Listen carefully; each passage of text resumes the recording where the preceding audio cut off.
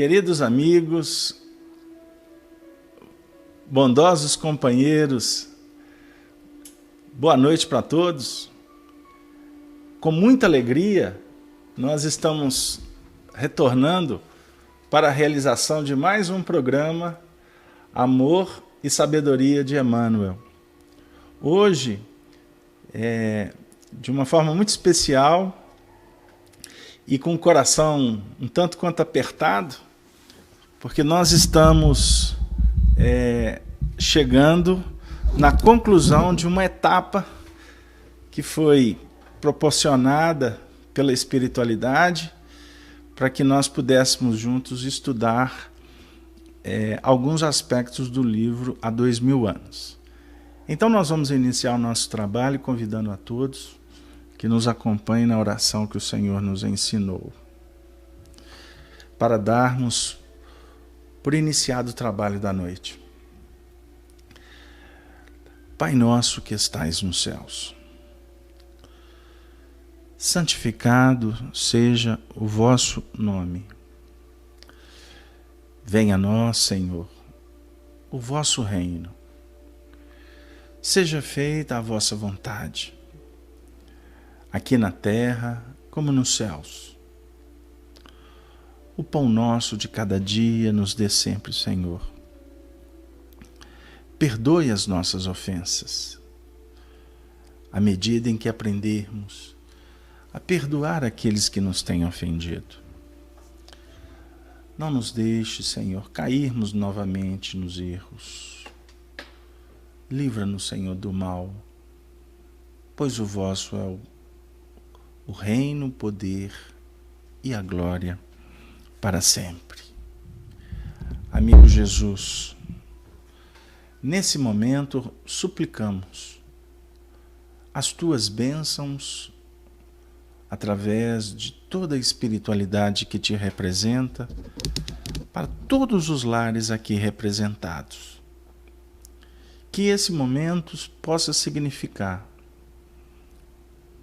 para cada coração aqui e para os seus familiares um instante de reflexão, mas também um envolvimento de atendimento espiritual às nossas necessidades, sejam elas físicas, morais, espirituais. Que possamos, nesse intercâmbio com a luz maior, dinamizarmos os nossos princípios de fraternidade, de integralidade com o bem. E assim, Senhor, com todos os lares aqui abençoados, envolvidos pela tua sacrossanta paz, nós pedimos, Senhor, autorização para iniciarmos mais um programa das terças-feiras. Amor e Sabedoria de Emmanuel. Que possamos chegar ao final do trabalho em paz, felizes, por mais esse instante de intercâmbio com o teu sacrossanto amor. Sê conosco, Senhor Jesus, e que os benfeitores espirituais possam nos inspirar na condução do trabalho da noite. E assim, nós estamos dando por iniciado mais um programa das nossas noites queridas das terças-feiras. E assim, nós iniciamos endereçando um abraço a todos os companheiros da Rede Amigo Espírita, que nesse momento nos acompanham através da Rádio Amigo 3, do TuneIn, aqueles que estão acompanhando no site principal da rede, irmãos que estão nesse momento acompanhando através do site da FIAC Minas, os nossos companheiros da Rádio Brasil Espírita, que em breve se tornará a Rádio Rede Brasil Espírita, um trabalho de muito fôlego e de muita beleza que está por nascer. E a vocês que se encontram conosco no chat. E eu gostaria de iniciar a noite abraçando novamente o nosso irmão Arnaldo e a Cláudia, que nos ajudam na moderação, a Cida de São Paulo, a Dani Rocha, o nosso querido, olha ele aí, o Dirceu, grande amigo Dirceu, lá de Dom Joaquim, está conosco aí. Seja bem-vindo, Dirceu. O nosso companheiro Fábio, lá de Santa Maria, a Gláucia Borges, o José Luiz, a Lília Rosendo, lá de Brasília, Distrito Federal, o Norival de São Bernardo do Campo, a nossa amiguinha Rita, de Juiz de Fora, a Rita Boechat, o Sérgio de Porto Alegre, a Sheila Maria Rangel, a Cibele Castro Figueiredo, o Simplício de Bento Gonçalves e a Tânia, lá de Vila Velha. Sejam todos bem-vindos. Queridos amigos, conforme dissemos, para nós é um instante realmente de muita emoção. Estamos chegando no final das reflexões do livro Há 2000 anos. E hoje, com o capítulo derradeiro, capítulo de número 10 da segunda parte, que é intitulado Nos Derradeiros Minutos de Pompeia. Aqueles que estão chegando agora, eu peço um pouco de paciência, mas a gente vai tentar fazer de sorte que todos possam acompanhar o conteúdo, não só histórico, mas também aquele movimento que vai nos auxiliar nas nossas necessidades dentro desse momento em que estamos escrevendo o livro da nossa própria história. Nós vamos relembrar da última semana, quando estivemos naquele movimento que remeteu para todos nós o encontro entre o senador Lentulus, com sua filha Flávia e Ana. Eles realizavam um momento de reflexão do Evangelho, como a prenunciar os acontecimentos que vão efetivamente caracterizar os momentos finais da obra. E aqui agora, numa radiosa manhã do ano de 79, toda a Pompeia despertou em rumores festivos. A cidade havia recebido a visita de um ilustre questor do império.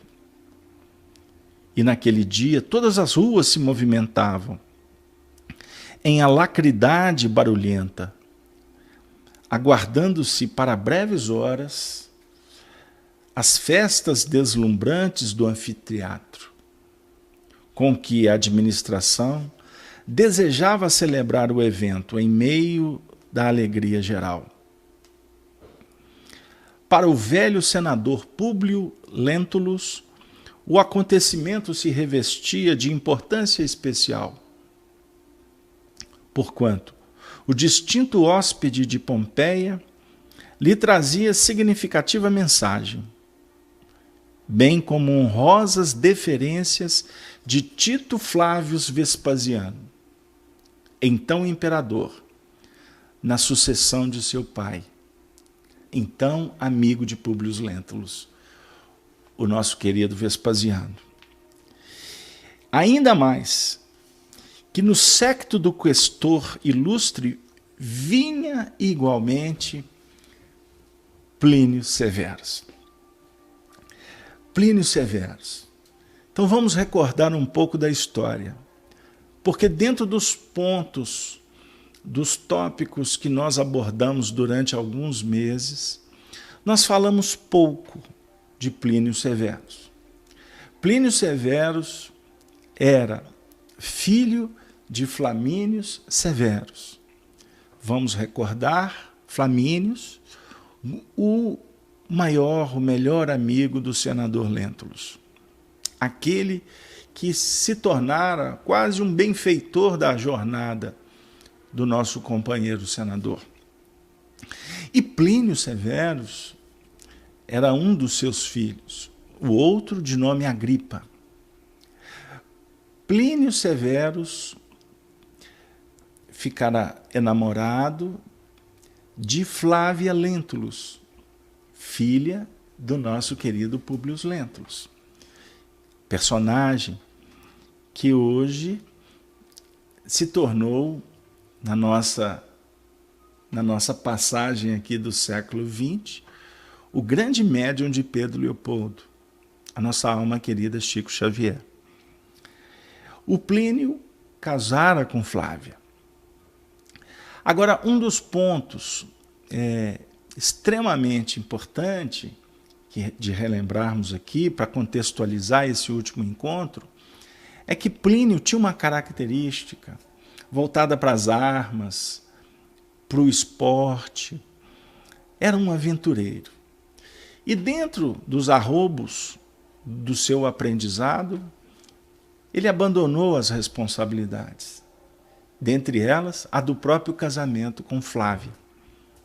E aqui no último momento da obra, nós já vamos encontrar o nosso companheiro, o senador Lentulus, já ancião, e tanto a nossa Ana, a serva da casa, também já bem mais velha, e Flávia e o nosso companheiro Plínio, já na casa dos seus 50 e tantos anos. E aqui é importante nós recordarmos que nessa visita do questor ilustre, representando o próprio imperador, vinha com ele o nosso Plínio. E é muito interessante porque Plínio chega numa condição diferente. Ele vem renovado, ele vem transformado pelas experiências que ele adquiriu na vida. E foi uma cena extraordinária. Como define o nosso próprio Emmanuel? Antes do meio-dia, um deslumbramento de viaturas, de cavalos ajaezados e de joias faiscantes sobre vestiduras reluzentes, se deparava às portas da vila plácida e graciosa, provocando a admiração e o interesse curioso das vizinhanças. E em seguida foi um turbilhão de abraços carinhosos, palavras confortadoras e generosas. Quase todos os patrícios em excursão pela Campânia conheciam o senador e sua família, representando esse acontecimento um suave encontro de corações. Públio Lentulus abraçou Plínio demoradamente, como se fizesse a um filho bem amado, que voltasse de longe e cuja ausência houvera sido excessivamente prolongada. Experimentava no íntimo impulsos de extravasão, de afeto, que o seu coração dominou, para não provocar a admiração injustificável dos circunstantes. Meu pai, disse o filho de Flamínio em tom discreto e quase imperceptível aos seus ouvidos, quando lhe beijava a fronte encanecida: já me perdoastes, meu pai? Ó filho, como tardastes tanto? Quero-te como sempre, e que o céu te abençoe. Respondeu o velho cego e emocionado. Esse reencontro é extraordinário, porque nós vamos nos deparar com o filho envelhecido arrependido. O filho, por quê? Ele, na condição de sogro, com a morte do seu grande amigo, passou a tratar aquele que ele viu crescer como um rebento muito querido. E diga-se de passagem, o casamento de Plínio com Flávia se deu por uma promessa de amigos e que efetivamente coincidiu, entre aspas, com as vinculações espirituais dos dois, almas gêmeas. Estamos nos falando aqui então de Plínio e Flávia. E nos tempos atuais, Flávia, Chico Xavier. E o Plínio, vocês já sabem que nós já declinamos. Daí, a instante, após o doce encontro de Plínio e sua mulher, exclamou o questor em meio do silêncio geral: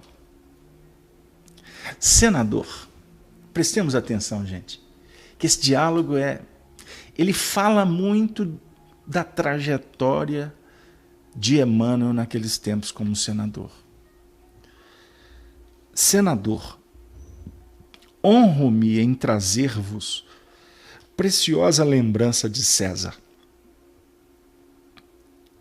acompanhada de uma mensagem de reconhecimento da alta administração política do Império. Um dos mais fortes e mais justos motivos de minha permanência em Pompeia. E incumbo o nosso amigo Plínio Severus de vos entregar, neste momento, estas relíquias que representam uma das mais significativas homenagens do Império ao esforço de um dos seus mais dedicados servidores. Um comentário que nos visita como necessidade. O senador Lentulus foi extremamente fiel ao seu mandato na política, na jurisdição daquela época.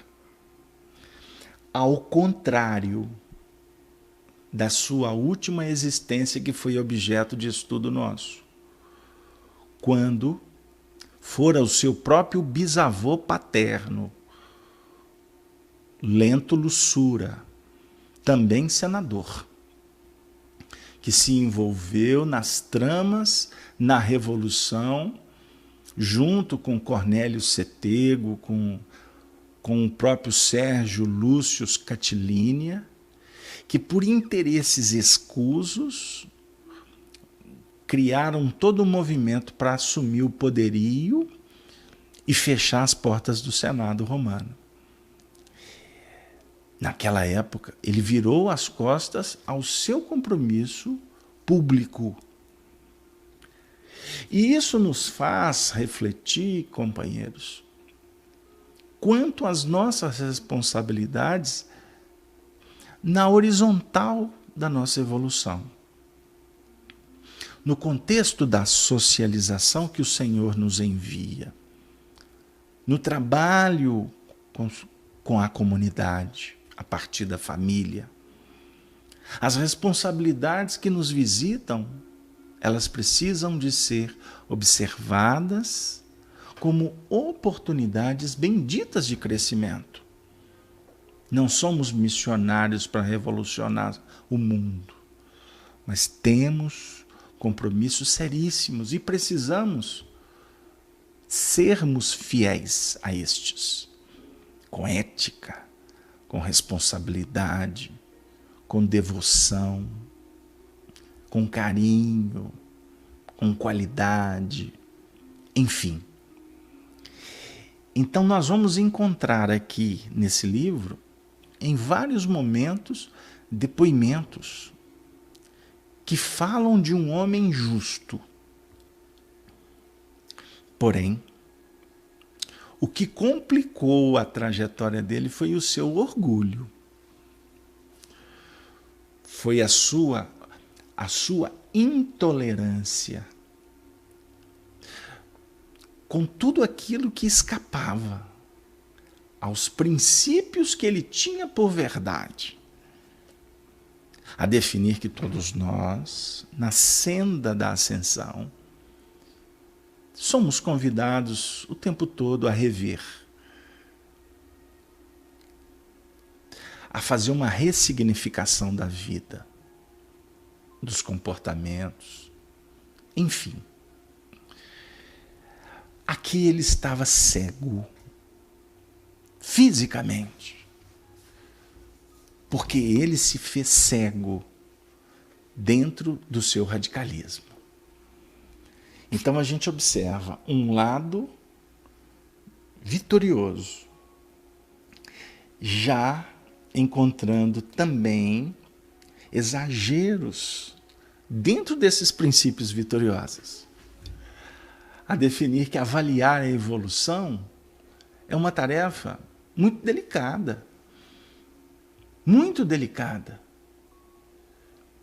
Então a Lília do Distrito Federal escreveu no chat: Carlos, Cida, Dani, Daniel, Disseu, Fábio, Gláucia, José Luiz. Ela está citando o nome de todo mundo e está dizendo: Deus conosco. É isso aí, Lília. E a amizade e um encontro como esse favorece para que estejamos com Deus e Deus conosco. Vamos lá, continuando. Os olhos cegos não podiam ver. Do seio da sua noite, ouvia aqueles apelos generosos, como um desterrado da luz, de quem se exumasse as recordações mais queridas e mais doces. Vamos ouvir o que o senador disse. Amigos, disse enxugando uma lágrima furtiva nos olhos apagados. Tudo isso é para mim a maior recompensa de uma vida inteira. Nosso imperador é um espírito excessivamente generoso, porque a verdade é que nada fiz para merecer o reconhecimento da pátria. Minha alma, todavia, exulta convosco, meus patrícios, porque a nossa reunião nessa casa é símbolo de união e trabalho nos elevados encargos do império. Nesse instante, alguém lhe toma as mãos encarquilhadas, levando-as aos lábios úmidos, deixando, porém, nas pequeninas conchas das rugas, 2 lágrimas ardentes. Plínio Severus, num gesto espontâneo, ajoelhara-se e, osculando-lhe as mãos, dava expansão ao seu afeto e reconhecimento, ao mesmo tempo que lhe fazia a entrega da mensagem imperial que o velho senador não mais podia ler. Públio Lentulus chorava, sem poder pronunciar uma única palavra. Tal a emoção que lhe oprimia o íntimo, enquanto os circunstantes lhe acompanhavam as atitudes com os olhos rociados de pranto. Nesse ínterim, o filho de Flamínio não mais se conteve e, consagrando a sua regeneração espiritual, exclamava enternecido: meu querido pai, não choreis. Se aqui nos achamos, todos, para compartilhar vossa alegria. Diante de todos os nossos amigos romanos, com a homenagem do império, eu vos entrego meu coração regenerado para sempre. Se estais agora cego, meu Pai, não o estais pelo Espírito que sempre procurou dissipar as sombras e remover tropeços do nosso caminho. Continuareis guiando os meus, ou melhor, os nossos passos, com as vossas antigas tradições de sinceridade e de esforço, na retidão do proceder. Voltareis comigo para Roma, e junto de vosso filho reabilitado, organizareis novamente o palácio do Aventino. Serei então para todo sempre uma sentinela do vosso espírito para vos amar e proteger. Tomarei minha esposa ao meu inteiro cuidado e dia a dia tecerei para nós três uma auréola de venturas novas e indefiníveis, com os milagres de minha afeição imorredora. Em nossa casa do Aventino florescerá uma alegria nova, porque hei de prover todas as vossas honras com o amor grande e santo de quem, conhecendo todas as duras experiências da vida, sabe agora valorizar os seus próprios tesouros. Que belo terço!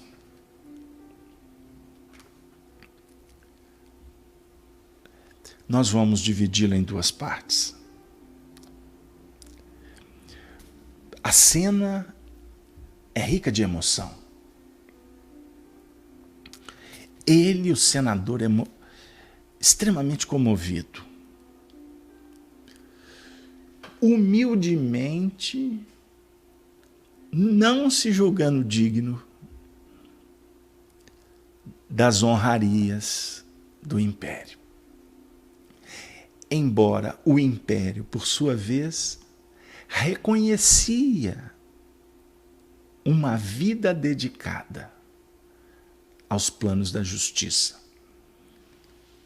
Então, um lema em Roma nós podemos lembrar agora: honra e glória. Aqui não havia uma essência bajulatória.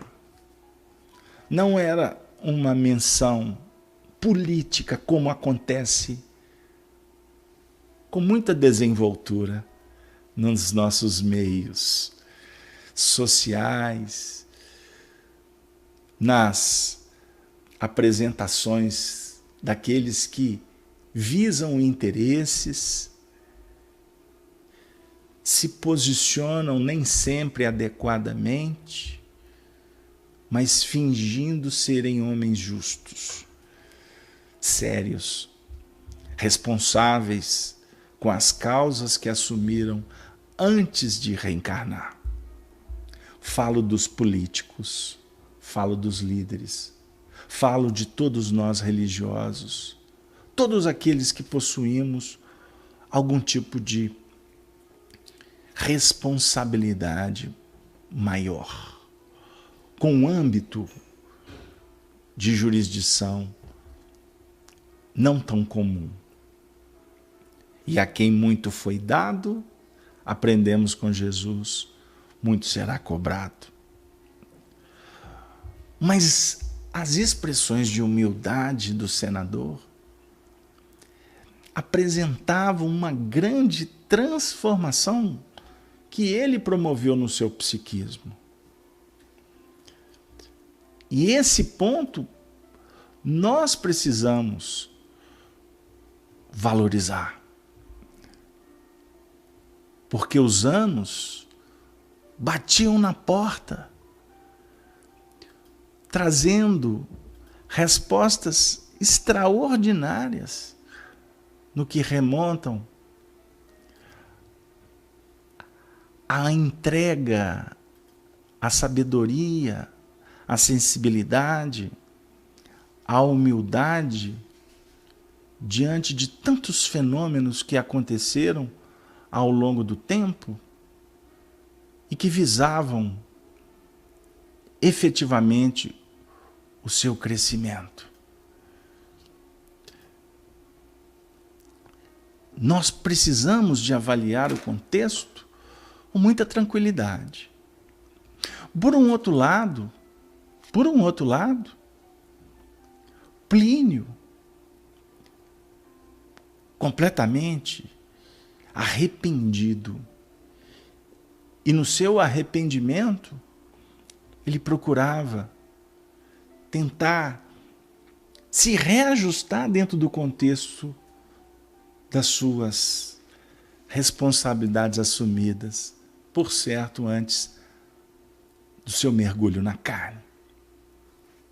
Só que nós vamos ver, na sequência dos fatos, que ele fazia um convite para que o senador, a esposa, voltasse com ele para Roma, para reassumir o palácio do senador lá no Aventino. E ele queria se esforçar para minimizar os seus erros. Só que nós vamos ver que era tarde. Era tarde.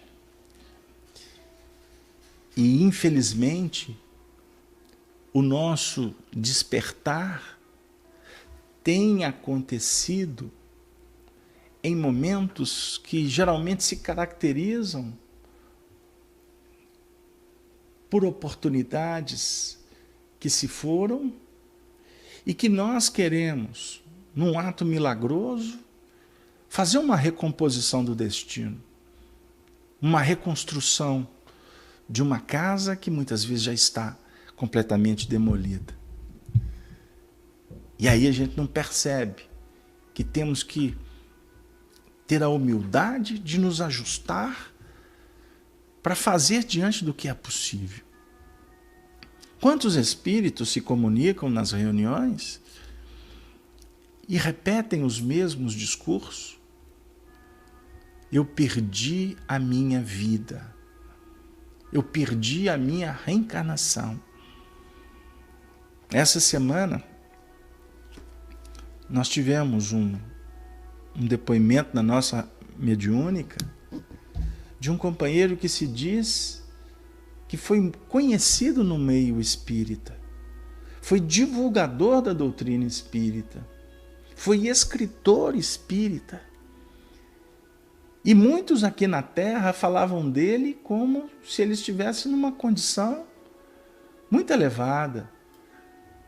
E, na realidade, ele se fechou num intelectualismo que impediu que ele pudesse realmente ser cristão. Porque a nossa vitória depende da nossa forma de pensar, não tenhamos dúvida. É imprescindível que haja a renovação mental. Mas o que liberta a alma é o sentimento que se enobrece. Não é o plano intelectivo que vai fazer de cada um de nós ser vitoriosos. No plano do espírito, intelectuais aqui na Terra são valorizados.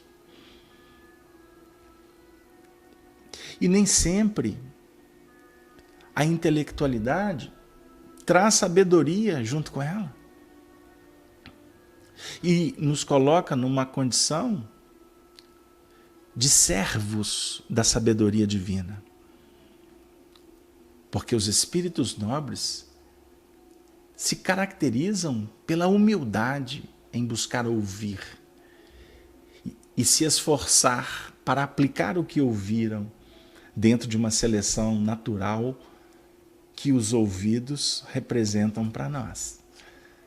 Então são pontos importantes. Plínio estava tomado de remorso e sensibilizado. E ele faz uma promessa, jura eterna, de comprometimento. Ele iria cuidar da cegueira do sogro, da cegueira da esposa, como alguém que iria protegê-los, um grande soldado, característica dele. E é muito interessante a gente que faz alguns estudos sobre reencarnações a partir de fatos considerados importantes pela seriedade das fontes. É muito interessante assistir, se vocês me permitem, assistir esse diálogo e ter informações destes espíritos, como Emmanuel, como Chico, como Arnaldo, caminhando em muitas existências de mãos dadas e tentando colocar em prática o que aqui foi um plano, aqui foi um esboço. E isso nos faz considerar, queridos companheiros, que, por exemplo, quando nós estamos em reuniões doutrinárias, de estudos evangélicos, na prática espiritista, nós estamos, na realidade, fazendo um esboço do que virá a ser o nosso futuro. Portanto, não busque no outro perfeição porque ele fez um bom discurso, porque ele aplica ótimo passe, porque ele tem conhecimento doutrinário, porque ele pode ser até uma notoriedade. Não. Não avalie pela casca. Da mesma forma, não exagere no tribunal que nós empreendemos dentro de nós mesmos. O tribunal da consciência. A consciência vai se revelando. E é necessário a sabedoria da aplicabilidade do que aquilo que a consciência indica. Você percebe que não é bom, aí vem o desafio da aplicabilidade. A Sheila, a Sheila Rangel está dizendo, por isso é que Jesus é o nosso modelo e guia. Ela está se referindo à questão 625 do Livro dos Espíritos. Jesus é o modelo, é o guia. Tanto para comparações, quanto para a análise pessoal. Seja misericordioso com você mesmo, mas também seja vigilante do que você está descobrindo e já começa a ter certeza que será a realização do grande futuro. Por isso é que nós temos que dar passo a passo, a caminhada. Certa feita, John Wister Lennon disse assim: não adianta correr se não aprendemos a engatinhar.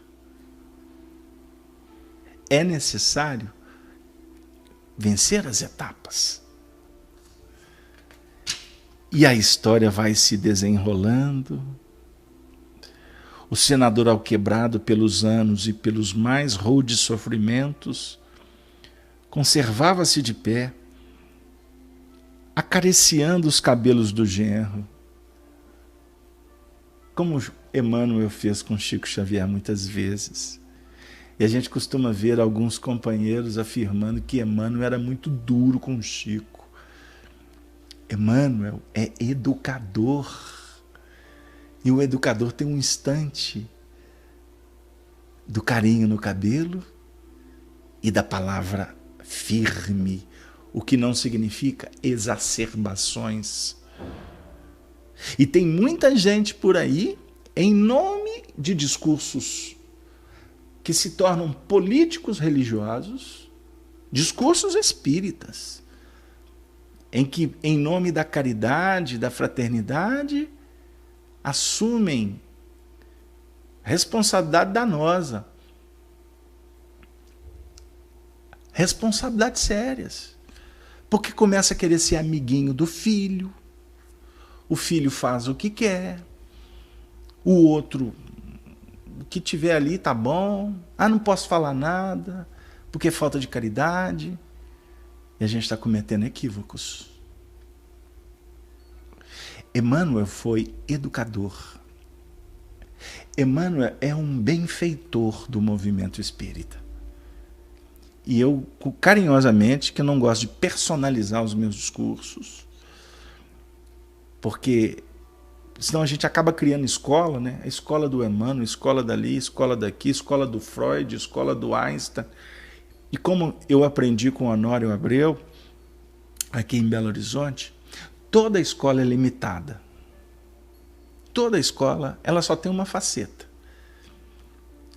Por isso que não podemos formar escolas. Nós temos que participar das lições.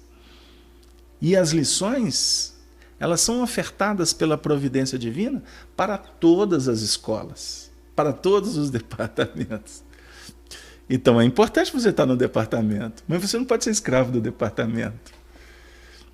Porque aquele que é o soberano na magistratura, aquele que é o ícone na pedagogia metodológica do amor, ele não fecha, ele abre. Então, mas eu carinhosamente, dentro das minhas expressões humanas, costumo dizer que Emmanuel é benfeitor não é só do movimento espírita, é desse país. Porque ele foi o primeiro educador de verdade que aqui pisou. Ele foi o primeiro escritor dessas terras. Ele se aportou aqui em 1549. Vocês estão se lembrados? Nas naus de Tomé de Souza. Foi ele que escreveu as cartas para os portugueses, falando do Brasil. Os diálogos entre os gentios. São histórias que falam muito de procedimentos dessa pleiade de espíritos que tutelam esse país abençoado que é o Brasil.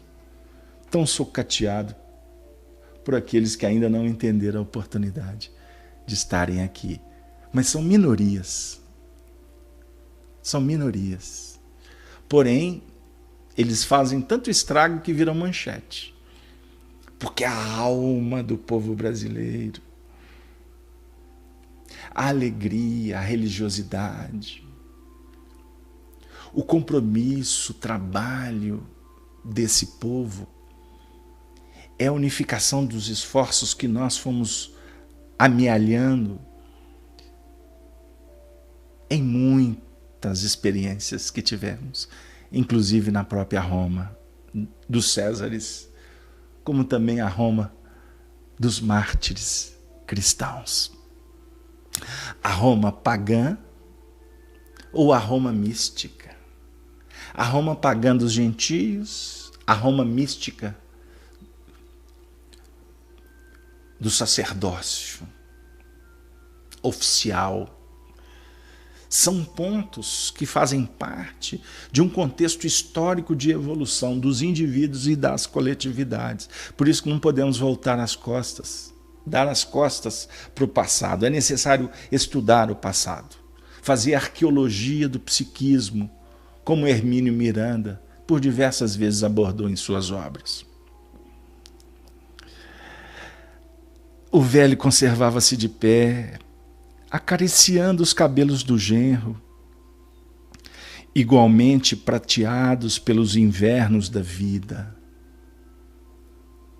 Enquanto pesadas lágrimas rompia a muralha da sua noite para enternecer o coração de todos, numa angustiosa e indefinível emotividade. Flávia Lentulha chorava igualmente. dominada por íntimas sensações de felicidade. A mediunidade aqui.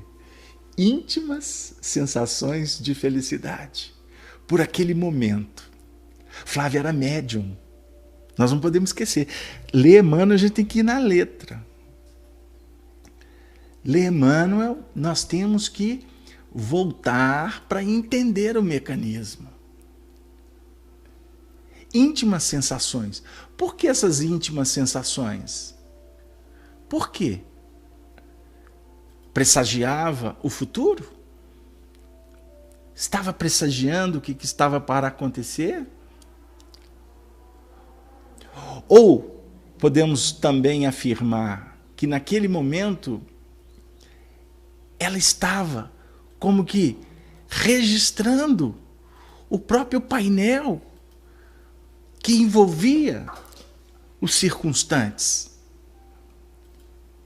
Flávia percebia o contexto. Flávia chorava igualmente, dominada por íntimas sensações de felicidade. Eles conversavam. E o ambiente espiritual? O médium registra, ele pode não ver, mas ele sente. Eu gostaria de falar para vocês que estão no chat, todas as vezes que houver um problema técnico de conexão de internet, não se preocupe, é só um tempo de eu sair e voltar. É igual no Evangelho.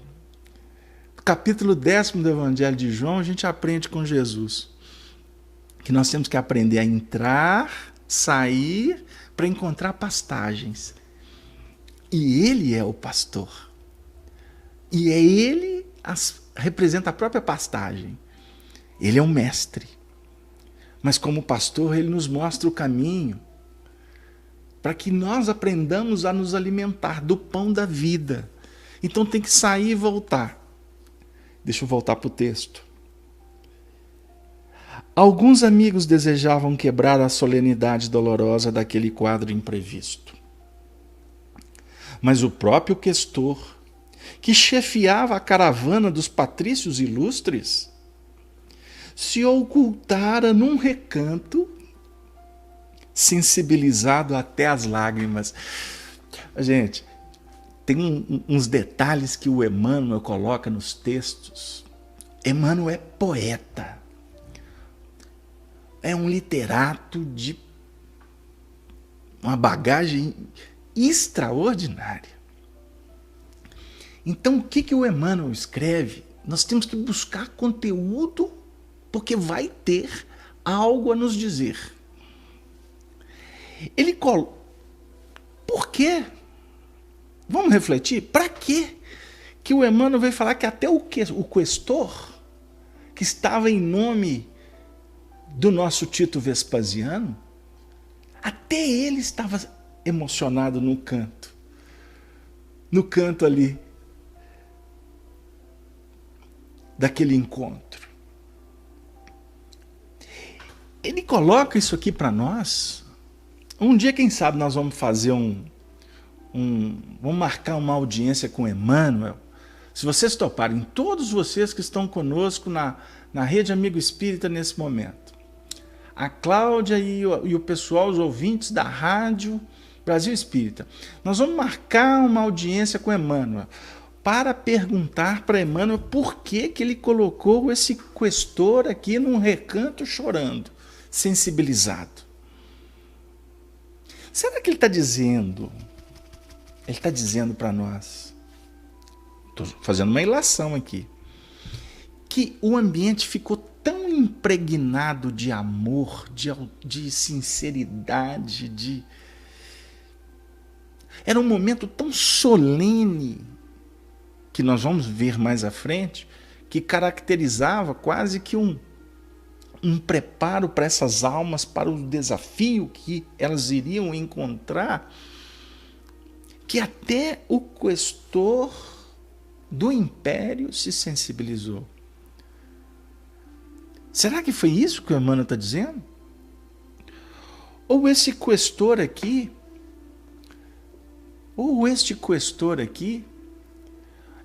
foi alguém designado dentro de tantos, para levar as expressões sinceras do próprio imperador, porque não podia ser qualquer um, porque o imperador geralmente ele tem noção de quem está do lado, que ele tem informante.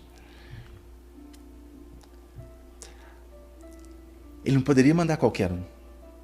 E eu gostaria até de dizer para vocês que Públio Lentulus teve um papel importantíssimo na invasão de Roma a Jerusalém.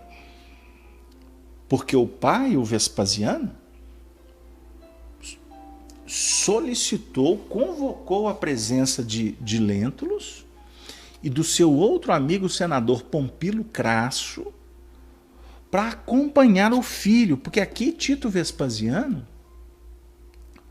ou melhor, 7 anos antes, 9 anos antes, foi em 70, 69 para 70, era ainda muito jovem e ele precisava de 2 conselheiros. E o nosso senador Lentulus tinha vivido na Judéia, naquele período que ele foi com a família, o filho foi raptado, ele foi procurar Jesus a pedido de Lívia, sua esposa, para curar Flávia, que estava com hanseníase. Estão lembrados? Então, ali, Tito Vespasiano estava fazendo uma homenagem a um homem que realmente auxiliou.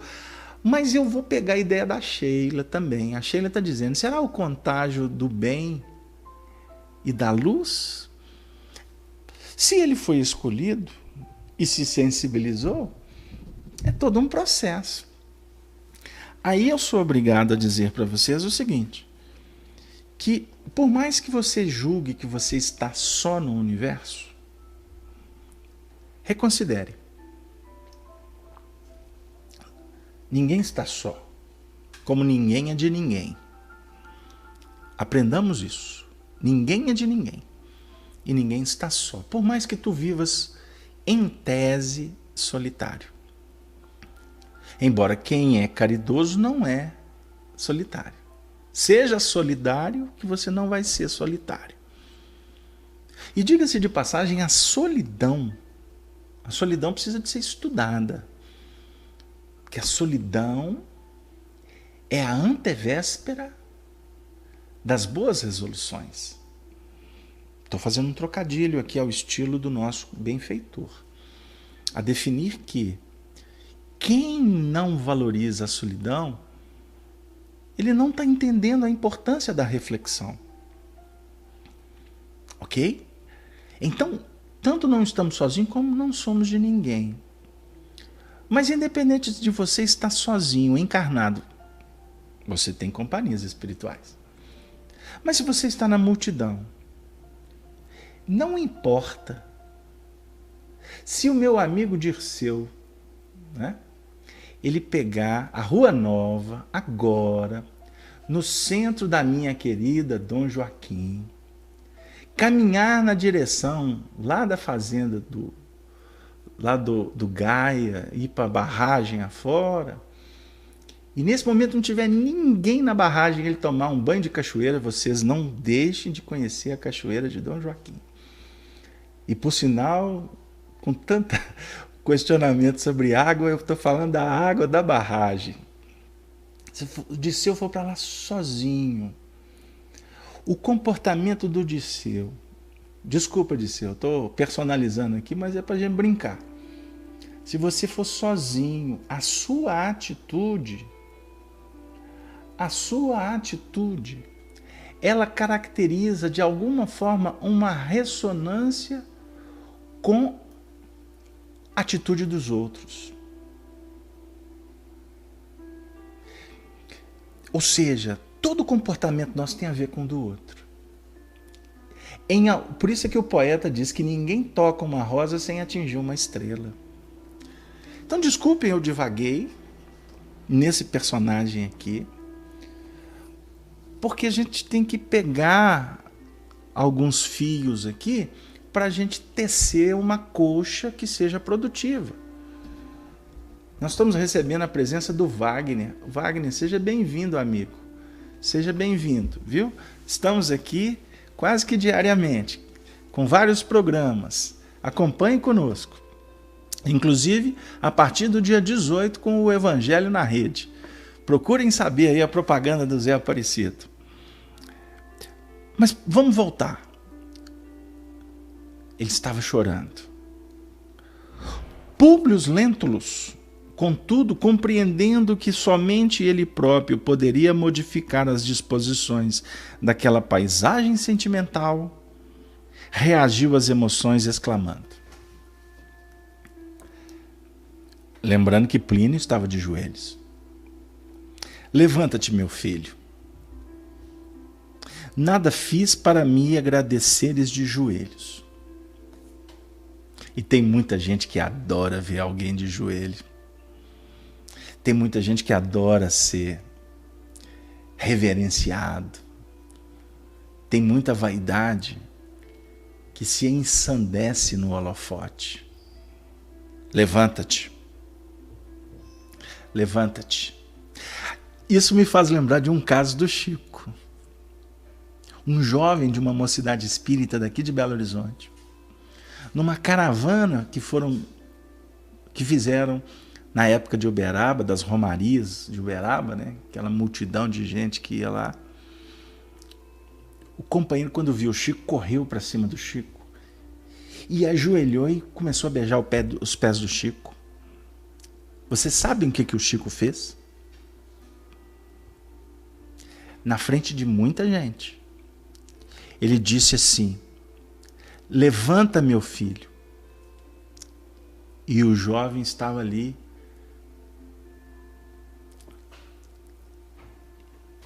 petrificado. Ele falou 2 vezes. Na terceira vez, ele disse assim: se você não levantar, eu deito. Se você não levantar, eu deito. E aí eu vou dizer o que eu aprendi com Arnaldo Rocha. O Chico jamais aceitava ou aceitou elogios. Certa feita ele psicografava numa reunião mediúnica lá no Luiz Gonzaga. Em determinado momento o Arnaldo viu as folhas do papel rasgando. Ele escrevia, mas ele escrevia com muita... O Arnaldo entendeu a cena.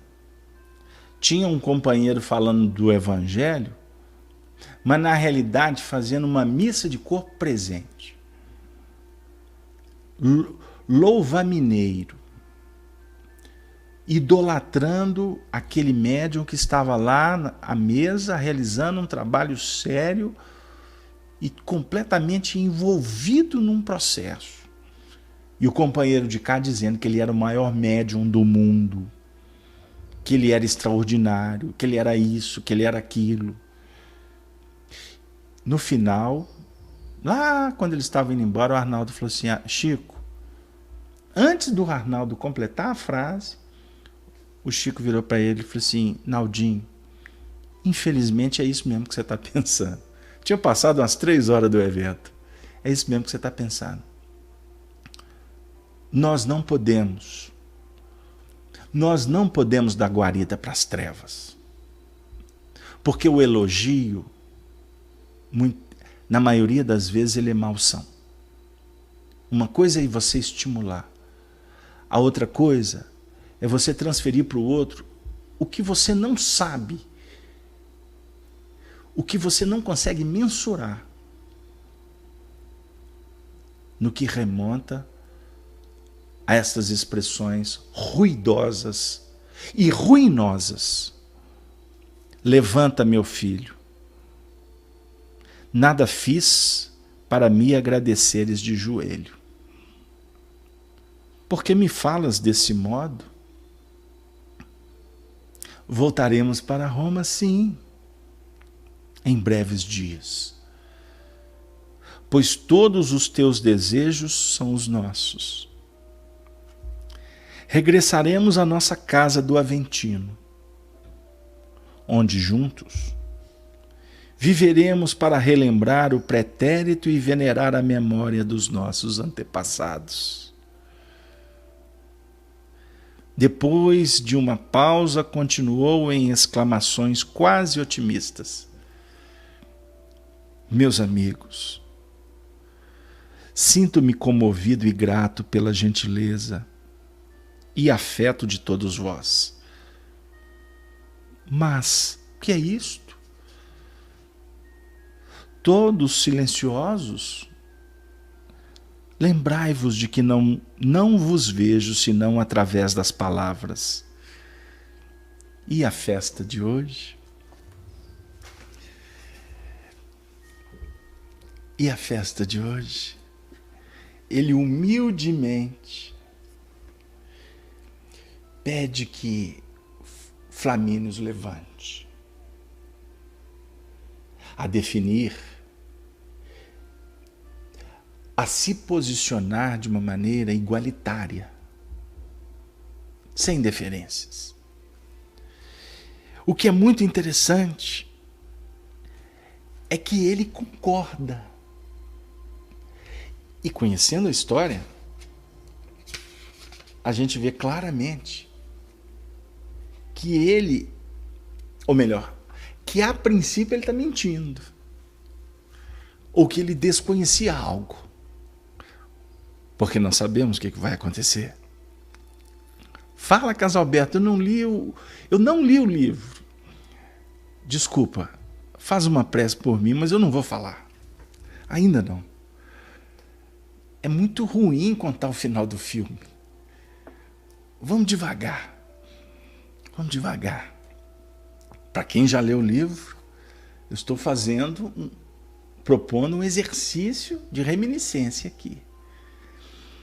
Mas é muito mais interessante você ver os painéis que estão sendo elaborados pelos benfeitores aqui agora. Você aí na sua casa, através da indução dos espíritos, você está vendo cenas. Estas cenas, elas são impregnadas de vibrações. Imaginem o Chico psicografando esse livro. Como ele mesmo dizia. Por exemplo, no programa Pinga Fogo, ele falava que os romances eram como novelas. É como novelas. E que ele ia escrevendo através de uma chamada indução hipnótica do autor espiritual, que era Emmanuel, que plasmava cenas e fazia com que ele assistisse às cenas. E ele ia vendo o desenrolar do drama. E para ele era um desafio, porque ele tinha afinidade com alguns personagens. Possivelmente alguns ele sabia quem era e outros não. Porque alguns acham que o Chico sabia tudo. O Chico sabia o suficiente para ele exercitar o trabalho dele. Mas ele era um ser humano que tinha seus limites também. Quando era revelado personagens, podia ser por processos terapêuticos para ele, crescimento para o médium e também um envolvimento emotivo, porque quando você se intercambia com a poesia, com a música, você vai buscando estímulo, você vai tendo estímulo, motivação. Então o médium, o trabalho dele tem muito a ver com a motivação. Mas o que é interessante é que ele falava que para alguns personagens ele torcia para que fosse de um jeito, aí o coordenador fazia com que a história tomasse outro rumo. Então aqui, observe o que está acontecendo nesse momento. Estas cenas, elas estão impregnando o seu psiquismo, o meu, dos espíritos que estão nos acompanhando. O companheiro outro dia me questionou no Casalberto. Você está fugindo um pouco à regra, porque a característica nossa de trabalho é interpretações, é análise doutrinária, é aprofundar no Evangelho. E esse trabalho que a gente vem fazendo nesses programas, eles estão tendo uma dinâmica diferente. Eu estava vendo o Vitor Antenori fazendo um estudo na área dele, né, na área da psicologia, É um estudo mesmo, pergunta, resposta, vem aqui, mostra transparência, etc. E o nosso trabalho aqui está sendo um trabalho de história. Resgate de história. Não é? Como o Simplício está falando. Vamos ver o depoimento do Simplício de Bento Gonçalves. Simplício, grande amigo, que bom que você está conosco. Eu já tinha lido o livro e achei emocionante, mas através destas palavras descritivas e comentadas dos fatos, a compreensão e a emoção são muito maiores. Porque nós estamos dividindo isso, amigo.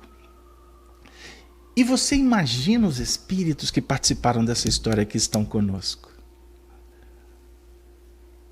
Aí você pode subentender uma série de questões que eu prefiro não mencionar. Porque não vai acrescentar muita coisa.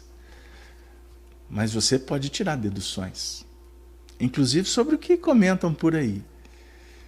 Que a gente observa que muitas coisas que acontecem, algumas coisas que acontecem no próprio movimento espírita são bastante sustentadas pelo eu acho, pelo presumo, e muitas vezes se divulga algumas coisas que não são verdades. E o que é pior, não tem lógica doutrinária. Não tem lógica doutrinária. Então tudo que você ouvir, eu aprendi isso com Arnaldo Rocha. Tem coisa que entra e sai pelo outro lado, e tem outras coisas que não entram. Que nem entram.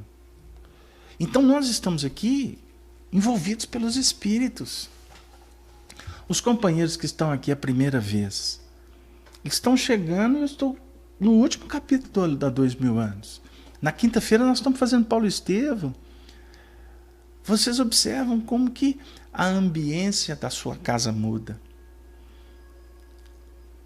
Nós estamos fazendo uma viagem no tempo. E aí, Cida, a querida Cida de São Paulo, a Lília Rosendo já está me dando a tarefa, começar os 50 anos depois, que é o próximo livro. Obrigado, viu, Lília? Mas você está bem conectada, porque esse é o projeto. Mas eu não vou fazer o livro todo como... Eu vou fazer apanhados de algumas partes que nos interessam, tá? Mas assim, e o nosso encontro... eu vou te responder, Wagner. E o nosso encontro com a nossa própria história? O Wagner está perguntando, Carlos, como que sabemos que o Chico foi a Flávia? Amigo, eu te convido para fazer uma leitura de um livro. Anota, por favor. Chama Chico, Diálogos e Recordações, editado pela União Espírita Mineira.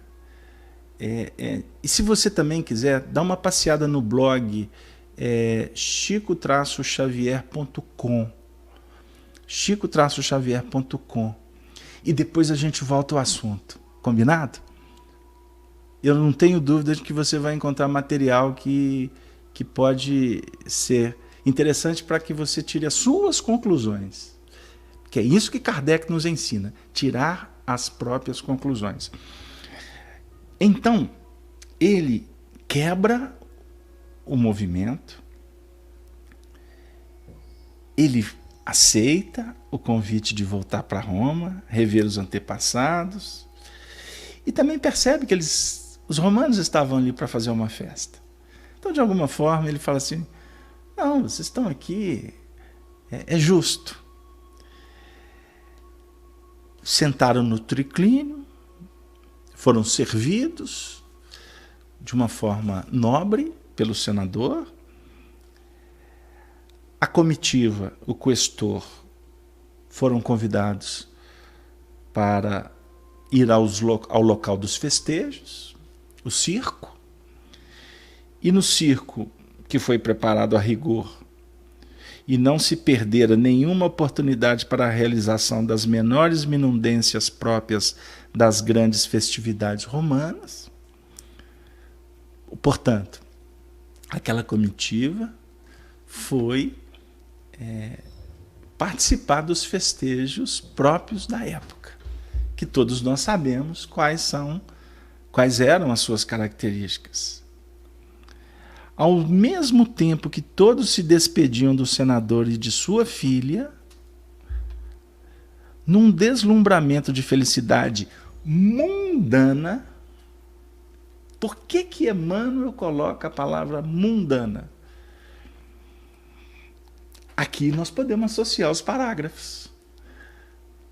Anterior aqui, a Flávia. Qual foi o sentimento de Flávia? Chorava, dominada por íntimas sensações de felicidade. Já aqui, já vai falar sobre deslumbramento de felicidade mundana. Porque aqui está se referindo ao secto do questor. Plínio Severus se dirige ao pai, dizendo: meu pai, levado pelas circunstâncias, sou compelido a acompanhar o questor nas festividades populares. Ele fazia parte do secto. Mas estarei de regresso em breves horas, para ficar convosco 1 mês, de modo a tratarmos de nosso regresso a Roma. O pai, por sua vez, afirma palavras que se eternizaram. Muito bem, meu filho, respondia o velho senador, sumamente confortado. Acompanha os nossos amigos e representa-me junto das autoridades. Dize a todos da minha emoção e do meu agradecimento sincero.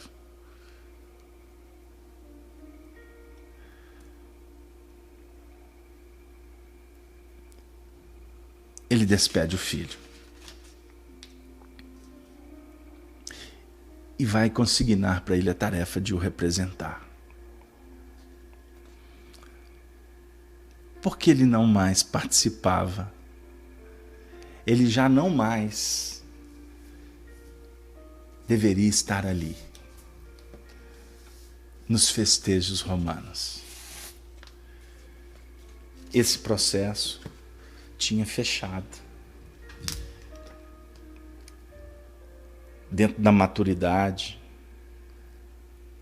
que vai o espírito adquirindo na sua jornada evolucional. Ascensão, queda. Queda, ascensão. É o simbolismo da linha setenária de evolução, que André Luiz nos fala de uma forma científica, dos vórtices, da estrutura dos próprios sistemas, que caracterizam os ciclos, as etapas, a saída, a entrada, o alto, o baixo, o dentro, o fora, a lei de dualidade, dos opostos que se atraem, do macho, da fêmea, da noite, do dia, Deus, César, magnetismo, eletricidade, e por aí vai. O yin e o yang, o positivo e o opositivo, são planos. A semeadura, a colheita. Existe o momento de sorrir, o momento de chorar, conforme apresenta Eclesiastes para nós. Tudo que está debaixo de Deus está no tempo devido. A chuva, o sol, o frio, o calor, efetivamente vão caracterizando esse convite que a divindade, que é a lei universal do amor, unidade em Deus, dualidade, evolução, trindade, completude, Pai, expressão criadora, Filho, expressão dinamizadora, Espírito, essência, completude. Há mistérios que vão sendo revelados à medida em que os seres vamos nos graduando, vamos compreendendo com humildade, com paciência, a beleza da proposta da espiritualidade, da conversão do ser, para que depois que opera nas linhas direcionais, que apresentam intercâmbios, trocas, nós vamos como que sendo trazidos por uma força chamada amor, a força crística, para nos tornarmos líderes, administradores, educadores, sacerdotes, legisladores, imperadores, reis, não lá fora, mas dentro do reino do próprio Espírito. O meu reino ainda não é desse mundo. O meu reino ainda não é desse mundo. E nós perambulamos dentro de discursos, de debates, políticos, apolíticos, torcemos para um time, torcemos para o outro, gostamos dessa cor, da outra, elegemos nossos ídolos, nossas questões de pontos de vista que nos favorecem, que nos desfavorecem, utilizamos discursos eticamente políticos ou corretamente políticos, nos socializamos, e todo esse movimento visa um fim só: a iluminação do ser, dentro dele mesmo, a autoiluminação. Brilhe a vossa luz, resplandeça a vossa luz diante dos homens, porque vós sois a luz do mundo. Deus é luz. Ele se autoproclamou também a luz do mundo, conforme a descrição do capítulo 8 de João, no versículo 12.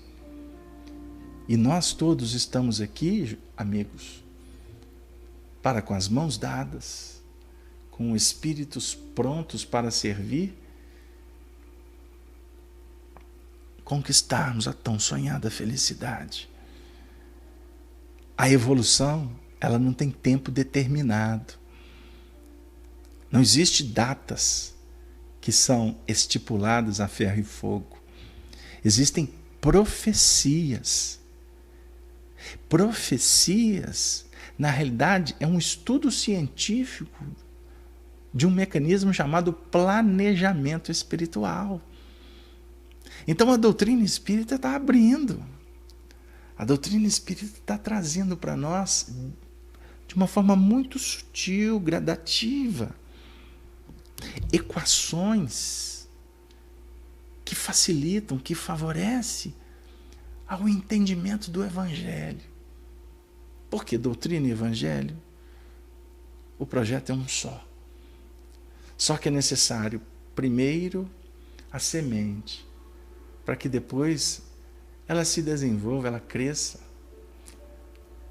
haja maturidade para compreender o papel de uma árvore, da copa que se forma, porque nós conhecemos as árvores, é pela copa, não é pelos frutos, mas primeiro ela faz a copa, depois ela oferece flores, e depois ela entra na dinâmica da fertilização para a eternidade. É o amor em plenitude. São os nossos anseios, e que muitas vezes nos perdemos julgando conquistá-los pelo aplauso dos homens, pela posição que se ocupa, pelo destaque. Não, amigos, o reino dos céus nós não vamos conquistar pelo título religioso, pela posição acadêmica, pela posição econômica, por estar reencarnado nessa, naquela família. Tem pessoas que julgam que evolução é estar do lado dos evoluídos. Existem teorias que defendem possibilidades de muitos seres vindo de esferas resplandecentes ocuparem o lugar dos humanos. Porque aí o planeta vai regenerar. E muitas vezes não se para pensar que a evolução não dá saltos. E aqueles que já se graduaram, eles vão efetivamente deslindando e favorecendo para que outros façam o que eles já fizeram. Repetir é a prerrogativa da libertação. Mas aqueles que já estão vibrando em outras faixas, o papel deles é inspirar, estimular, facilitar para que nós outros, que estamos ainda apegados às paixões, às emoções, ao egocentrismo, nós possamos nos despertar em Deus. Porque a promessa é que muitos seriam chamados, poucos os escolhidos. Não como uma equação definitiva, mas cíclica. Porque em cada 10, um desperta. Não foi assim a equação dos leprosos? Um só voltou. E esse que voltou, Jesus disse para ele, agora vai e volta para sua casa e confirme entre os teus, para que ele pudesse formar um outro colégio apostólico. É assim a multiplicação. Aqueles que se despertam se comprometem a trabalhar por aqueles que estão para acordarem. E nem sempre quem despertou tem a autoridade de fazer acordar uma mente que está adormecida nos milênios. Mas com amor autêntico, verdadeiro, amor-luz, como o de Jesus, pode sim sensibilizar, como está sensibilizando a todos nós, e por isso estivemos nessa noite juntos, trocando pão, dividindo experiências, olhando uns nos olhos dos outros, como irmãos que nos queremos muito bem. Cristianismo é união, é unificação, é respeito, é fraternidade, é igualdade, é humildade, pois sem ela não se expressa a excelsa caridade. Eis a senha da tão sonhada felicidade. Queridos amigos, irmãs e irmãos, todos que acompanharam o trabalho nessa noite tão querida, tão proveitosa, pelo menos para nós assim o foi, que possamos concluir o nosso encontro agradecendo ao Senhor por estas oportunidades. Mas nós ainda suplicamos, Senhor Jesus, atende a todos que sofrem, abençoe os famintos, os estropiados, os sedentos, os loucos. Envolva, Senhor, os encarcerados. Lucifica, Senhor, aos dirigentes, abençoe todos os líderes. Mas nós também te pedimos, Senhor, que a tua mensagem possa ser vivenciada por todos nós que já estamos dedicando boa parte da nossa vida para nos aproximar de Allan Kardec e poder banquetear na tua sagrada ceia. E que as nossas preces, Senhor, sejam preces que envolvam a todas as famílias do Brasil,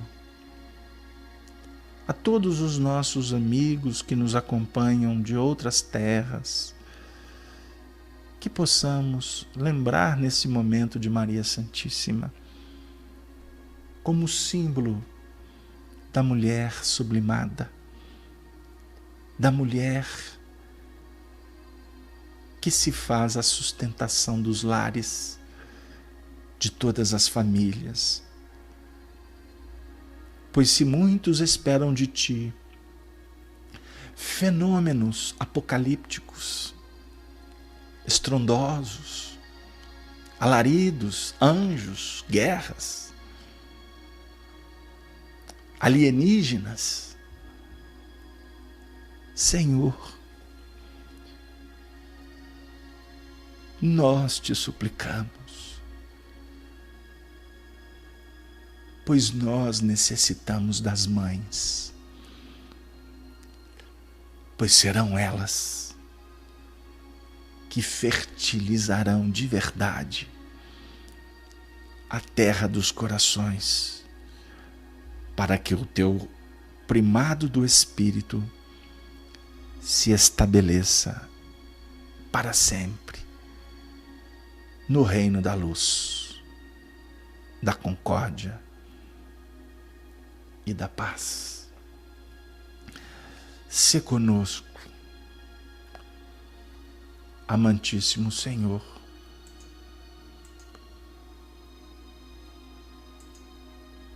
Se conosco, Senhor. E encerramos a nossa participação com a saudação de sempre. Ave, ave, ave Cristo. Que na próxima semana, com as tuas bênçãos, possamos interromper as reflexões em torno do livro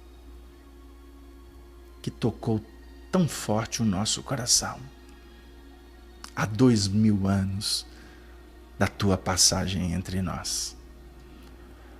Obrigado, Senhor. Que assim seja.